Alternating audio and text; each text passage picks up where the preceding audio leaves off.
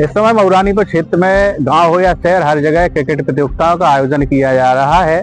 इसी क्रम में आज एक क्रिकेट प्रतियोगिता का विधिवत समापन भी हुआ है और यह प्रतियोगिता आपको बता दें कि 1, 2, 5 दिन नहीं बल्कि 21 दिन तक चली है। पूरा टूर्नामेंट 21 दिन तक आयोजित हुआ है, जिसका आज विधिवत समापन हुआ है। तो वहीं आपको बता दें कि यह कार्यक्रम भटौरा में आयोजित किया गया, जहां पर स्वर्गीय घासीराम यादव प्रधान जी की पुण्य स्मृति में यह कार्यक्रम किया जा रहा था, जिसमें 12 जनवरी से क्रिकेट प्रतियोगिता शुरू की गई थी। तो वहीं आज 1 फरवरी को इस कार्यक्रम का विधिवत समापन हुआ है।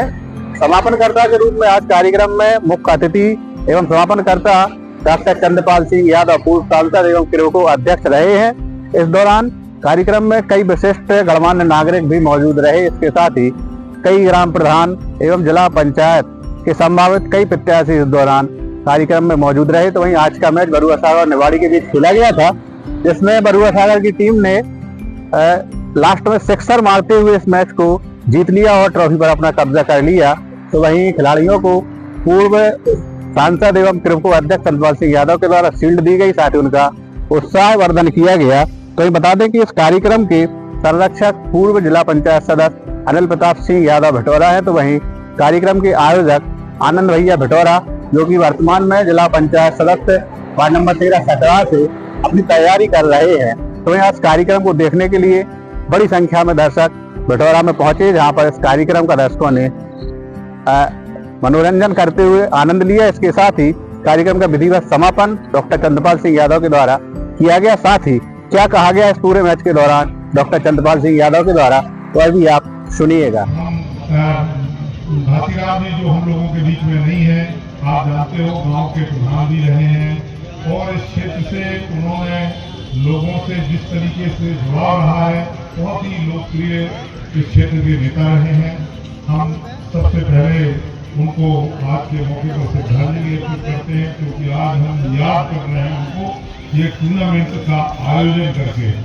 और इसके साथ ही मैं धन्यवाद देना चाहूँगा अनिल और आनंद जी को कि इन्होंने उनकी यादगार में इतना बड़ा कार्यक्रम आयोजित किया।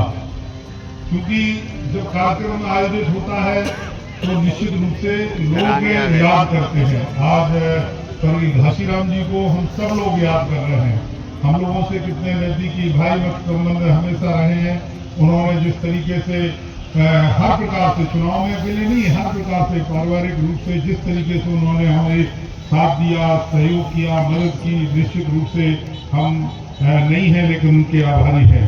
हम चाहते हैं कि अनिल उनके पुत्र हैं और ये उनके नाम को ऊंचा करने के लिए उनके नाम के तमाम ऐसे काम हमेशा करते रहें, उनके जीवन से सीख लें कि उन्होंने किस तरीके से लोगों से जुड़ करके लोगों की मदद की। उसी तरीके से इनको मदद करना है, गरीब की मदद करना है, कमजोर की मदद करना है। कहीं भाईचारा नहीं है तो भाईचारा कायम करने के लिए आपको प्रयास करना है, जिससे कि कहीं विवाद ना हो। गांव में भी हम चाहेंगे, गांव में आप हर प्रकार से प्रयास करिए कि गांव में पूरी तरीके से भाईचारा रहे, सब मिलजुल करके रहे। जो जितने लोगों का आपस में मिल करके समझौता करा सकते समझौता कराओ, एकजुट रखो लोगों को। वही सच्ची श्रद्धांजलि हमारे घासीराम प्रधान जी को होगी। और मैं समझता हूँ कि निश्चित रूप से अनिल उनके पदचिन्हों पर चलते हुए, उनके बताए मार्ग पर चलते हुए और आगे बढ़ेंगे। जहाँ गांव का विकास करेंगे, वहीं क्षेत्र का विकास करेंगे, वहीं क्षेत्र में पूरे क्षेत्र में भाईचारा कायम करेंगे और गरीबों कमजोर लोगों की मदद करने का ये काम करेंगे। हमें ऐसी उम्मीद है और हम अपनी ओर से आपको ये भरोसा दिला रहे हैं कि हमारी जहाँ जरूरत पड़ेगी मदद की, सहयोग की, किसी भी प्रकार से हम आपकी पूरी मदद और सहयोग करने का काम करेंगे। हम आज के अवसर पर उन्होंने जो टूर्नामेंट का आयोजन किया, आप तो जानते हो कि दूर दूर की टीमें आई और पिछले मैं समझता हूँ कि 15-20 दिन से ये कार्यक्रम चल रहा है और इतना बड़ा टूर्नामेंट बहुत कम जगह देखा गया होगा। लेकिन इतने दिनों तक इस कार्यक्रम का आयोजन करना और उसको मेंटेन रखना बहुत बड़ी बात है।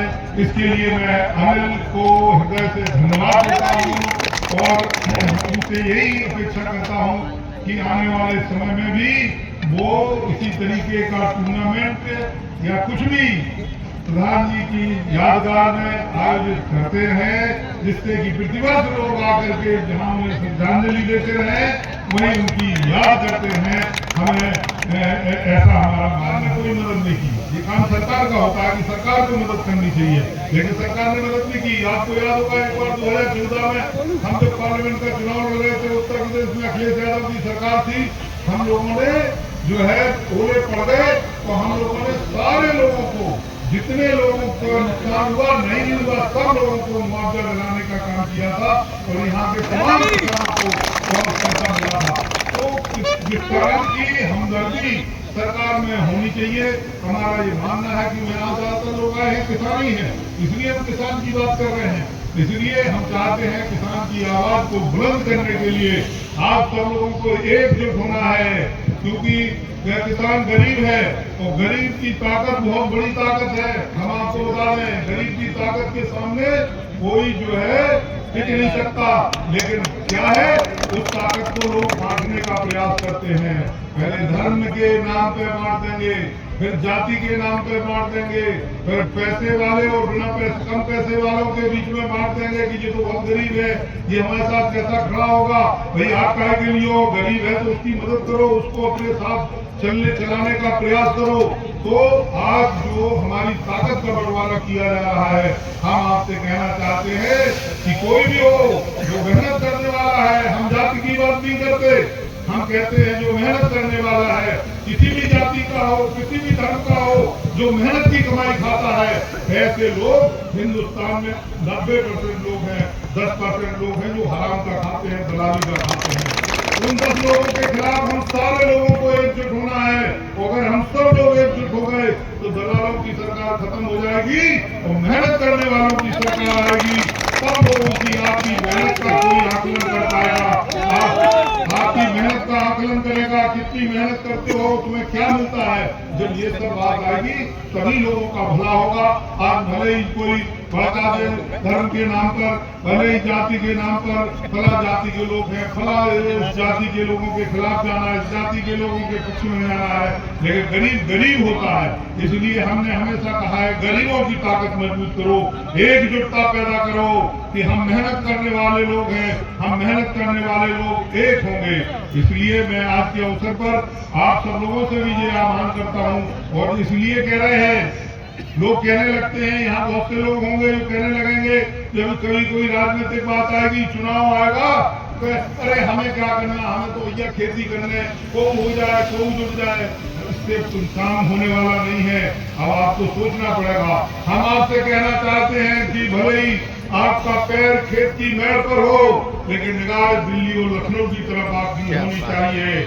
लखनऊ और दिल्ली की तरफ आपकी निगाह रहेगी, सोचेंगे कि कौन हम भेजें, किसको हम भेजें। वो अगर सही आदमी जाएगा तो निश्चित रूप से आपका भला होगा, आपके क्षेत्र का भला होगा, आपकी कौम का भला होगा। तमाम गरीब लोग जो जिनको आज की इज्जत और सम्मान नहीं मिल पा रहा है, जिनको आप देख रहे हैं गरीब लोग होंगे तो उनको इज्जत सम्मान देने के लिए कोई तैयार नहीं है, सरकार के भगा देते हैं, चाहे कोई अधिकारी हो चाहे कोई बड़ा आदमी हो। हम कहते हैं कि हर आदमी को इज्जत और सम्मान मिलना चाहिए, हर आदमी को उनका हक मिलना चाहिए।